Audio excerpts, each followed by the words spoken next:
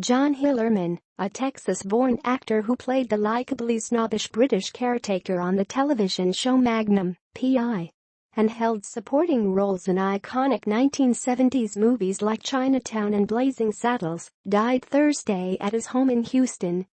He was 84. His publicist, Lori Waal, said he had died of natural causes.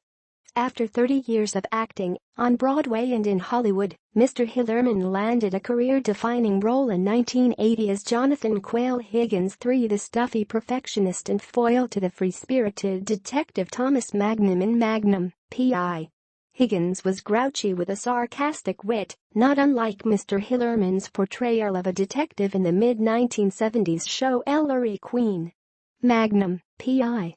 became a runaway success for 8 years for CBS and made Tom Selleck, who played Magnum, a mainstay in tabloids, solidifying his Hollywood career. But Mr. Hillerman relished the supporting role and found it equally rewarding. "It isn't so long ago that I was a struggling actor living in New York, and the only thing I could overlook was my rent," Mr. Hillerman said in a 1985 interview, sipping a glass of wine on his penthouse balcony in Honolulu. The portrayal of Higgins won him an Emmy Award for Best Supporting Actor in a Drama, a Golden Globe Award, and many fans in England, who adored the haughty majordomo of a beachfront property where Magnum lived. Mr. Hillerman said he felt terrible when he responded to their fan mail and had to let them down. Continue reading the main story. Advertisement. Continue reading the main story. "I hate to disappoint you, but I'm a hick from Texas," he said. He replied.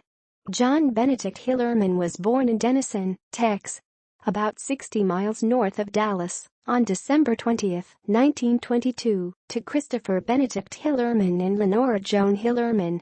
He was the middle child with 2 sisters, and he displayed independence at a young age.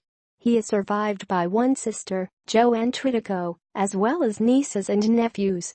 By 12, Mr. Hillerman was driving by himself, and within a few years, traveling to Dallas and staying alone in hotels to see the opera. But he did not immediately see himself on stage. It was not until he was based in Fort Worth for the Air Force that he decided to audition for a community theater production of Death of a Salesman.